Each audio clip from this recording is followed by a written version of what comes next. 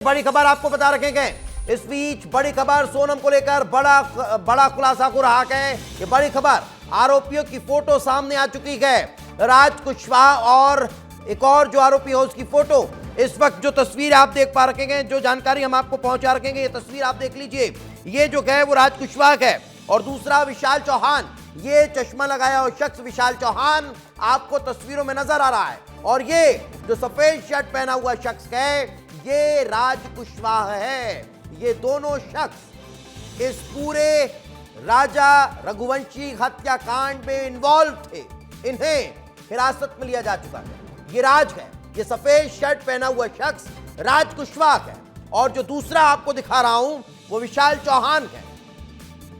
ये चश्मा पहना हुआ दूसरा शख्स विशाल है और ये सफेद शर्ट पहना हुआ शख्स राज कुशवाहा है, जिसके साथ सोनम के संबंध की जानकारी मिल रही है, रिश्तों की जानकारी मिल रही है। यही वो शख्स है और ये एक्सक्लूसिव तस्वीरें, सुपर एक्सक्लूसिव तस्वीरें आपको दिखा रखेंगे। सबसे पहले एक्सक्लूसिव तस्वीर हमने आपको सुबह दिखाई जो सोनम की थी जब वो ढाबे पर थी और अब ये दूसरी सुपर एक्सक्लूसिव तस्वीर आपको राज कुशवाहा की दिखा रखेंगे। यही वो राज कुशवाहा है, यही वो आरोपी है जो इस केस में इन्वॉल्व, जिसने राजा रघुवंशी की हत्या की है और हत्या के पीछे का मकसद क्या है वह पूछताछ के बाद स्पष्ट होता हुआ नजर आएगा। यह शख्स सोनम के साथ काम करता था और सोनम के साथ इसके रिलेशंस की बात निकलकर सामने आ रही है, लेकिन इस मुख्य आरोपी से जब पूछताछ होगी तो कई चौंकाने वाले खुलासे होंगे। जब सोनम से पूछताछ होगी तो कई चौंकाने वाले खुलासे होंगे। यह पता चलेगा कि कैसे कैसे इतनी बड़ी घटना को इन्होंने अंजाम दे दिया, कैसे अपने ही पति को मौत के घाट उतार दिया और कैसे इतनी दूर ले जाकर न सिर्फ राजा रघुवंशी बल्कि रिश्तों का भी कत्ल कर दिया। और इस वक्त हमारे सहयोगी पुनीत हमारे साथ मौजूद हैं। पुनीत, वो सुपर एक्सक्लूसिव तस्वीरें हम अपने दर्शकों को दिखा रखे हैं जो सामने आई हैं, चाहे राज कुशवाहा की हो या फिर विशाल चौहान की हो। अभी आकाश और आनंद की तस्वीरें भी हम अपने दर्शकों को दिखाएंगे, लेकिन इन तस्वीरों को देखकर यह कहा जा सकता है कि इन लोगों के इन्वॉल्वमेंट सभी को चौंका रखेंगे। मगर क्या इनकी कोई क्रिमिनल हिस्ट्री रखी है? क्या किसी तरह के अपराध में ये पहले इन्वॉल्व रखेंगे पुनीत? बिल्कुल, देखिए अभी तक इस बात का जानकारी तो सामने नहीं आई है कि इनके पुराने रिकॉर्ड्स है या नहीं, क्योंकि इनको पुलिस ने आज ही गिरफ्तार किया है तो इनके रिकॉर्ड्स भी सामने आ जाएंगे। लेकिन कोई भी इनकी शक्ल देख के तो ये अनुमान नहीं लगा सकता कि ये लोग इतना बेरहमी से एक व्यक्ति की हत्या कर देंगे, मौत के घाट उतार देंगे।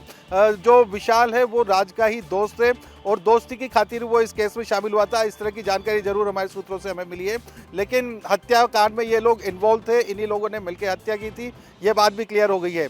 देखिए, हमने दीपेश शुरुआत से ही एक जीपीएस का फोटो दिखाया था जिसमें जो गाड़ी थी राजा की, वो गाड़ी काफ़ी जिगजैग जा रही थी। लगभग 4 मिनट तक उसने गाड़ी दौड़ाई तो ये जो लोग थे इन्होंने निश्चित तौर पर गाड़ी से पीछा किया होगा राजा का। राजा ने बचने का प्रयास भी किया था, लेकिन इन लोग ने उसे मौत के घाट उतार दिया। एक और बात सामने ये आई थी कि जो दूसरा गाइड सामने आया था, 2 गाइड इन्होंने किए थे, तो दूसरा जो गाइड सामने आया था उसने ये बात कही थी कि उनके साथ कुछ और लोग थे जो हिंदी में बात कर रहे थे, यानी कि वो लोग हमारे साइड के थे। ये जरूर वो नहीं बता पाया कि वो इंदौर के ही लोग थे और आपस में परिचित भी थे। तो यदि ये बातें उस टाइम पे सामने आती तो निश्चित तौर पर ये खुलासा जल्द हो सकता था, लेकिन इन सब लोगों की टावर लोकेशन वहाँ की मिली है। हमारे पास एक और लोकेशन आई है जो आपने दिखाई भी है हमारे दर्शकों को, जिसमें जो राजा है, राजा की बॉडी जिस खाई में पाई गई है, मिली है, उसी वक्त में सोनम की लोकेशन भी वहीं पर ऊपर नजर आई है। तो देखिए, सोनम वहीं पर मौजूद थी, उसने अपनी आंखों के सामने ही राजा की हत्या होते हुए देखी होगी और जो जिस तरह से उसकी हत्या की गई है, तो देखिए दीपेश, एक बड़ा घाव उसकी गर्दन पे यहाँ पीछे था, एक सिर पर उसको चोट का निशान था और 3-4 पेट पे उसको चोट के निशान थे। जिस वेपन से हत्या की गई है, जिसका नाम डाव है, वो मेघालय में नहीं मिलता है। मेघालय से बाहर से ही उस हथियार को लाया गया होगा, ये बात भी हमने उस टाइम पे कही थी। तो ये जो वेपन है वो असम में और मिजोरम में, इन सब जगहों पर इस्तेमाल किया जाता है। तो गुवाहाटी से ही वो वेपन लाया गया होगा, इस बात की भी हमने शुरुआत में आशंका जताई थी। तो तब भी हमने कहा था कि हो सकता है कि जो लोकल लोग हैं वो इसमें शामिल ना हो, इसमें बाहर के लोग शामिल हों। दीपेश, बिल्कुल बिल्कुल, लेकिन जो पूरी लोकेशंस थी, सोनम जहां जहां गई, जहां जहां से राजा और सोनम रवाना हुए, उस सारी जानकारी इन लोगों को थी। इन लोगों तक कैसे ये इंफॉर्मेशन पहुंच रही थी, ये भी बड़ा सवाल है। क्या सोनम के उस मोबाइल को भी अब खंगालने की तैयारी हो रही है? सोनम ने कहा वो मोबाइल फेंका होगा ताकि उससे ये पूरी जानकारी मिल सके। देखिए बिल्कुल दीपेश, ये बात एक बहुत अच्छी मैं आपको बता दूं।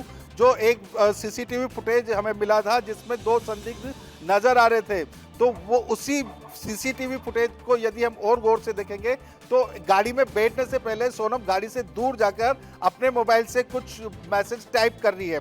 यानी कि वो नहीं चाहती थी कि राजा को यह पता चले कि वो किसी से लगातार चैटिंग कर रही है, लगातार उसकी बातचीत चल रही है। तो गाड़ी से दूर जाकर वह ये मैसेज करते हुए उस सीसीटीवी फुटेज में नजर भी आ रही है, जिसमें 2 संदिग्ध नजर आ रहे थे। तो उस समय ये किसी ने भी नहीं सोचा था कि आखिर सोनम इतनी दूर जाकर क्यों किसी से बात कर रही है, जबकि राजा के साथ में है, उसी के सामने भी बात कर सकती है। लेकिन देखिए, अब जब सोनम खुद इस केस में मास्टरमाइंड निकली, तो इसके बाद में ये सारी बातें कनेक्ट हो रही है कि वो सीसीटीवी फुटेज यदि आप फिर से हमारे दर्शकों को दिखाएंगे तो आप खुद भी कनेक्ट कर पाएंगे दीपेश कि हाँ, सोनम दूर जाकर मैसेजेस कर रही है। ये वही दिन था जिस दिन राजा की हत्या हुई थी। इस जगह से निकलकर वो वहां पहुंचे थे और जहां पर उसकी हत्या की गई थी। तो ये प्लानिंग चल रही थी, ये बातचीत चल रही थी उन हत्यारों से, जिन्हें लगातार सोनम डायरेक्शन दे रही थी कि हम यहाँ मौजूद हैं, यहाँ से निकलने वाले हैं और यहाँ पहुंचने वाले हैं। तो इसी के प्लानिंग के तहत ही पूरा काम हुआ है। अब जहाँ तक सोनम के मोबाइल की बात है, तो अभी तक उसके मोबाइल मिले हैं या नहीं, इसकी पुष्टि तो नहीं हो सकी है इंदौर में, लेकिन उसके मोबाइल को जरूर पुलिस बरामद कर उसको इन्वेस्टिगेशन में लेगी, क्योंकि मोबाइल कई सारे राज खोलेगा। दीपेश, बिल्कुल, तो मोबाइल कई राज खोलेगा और इन्हीं राज का खुलासा जो है वो अब धीरे धीरे होता हुआ नजर आने वाला है पुनीत।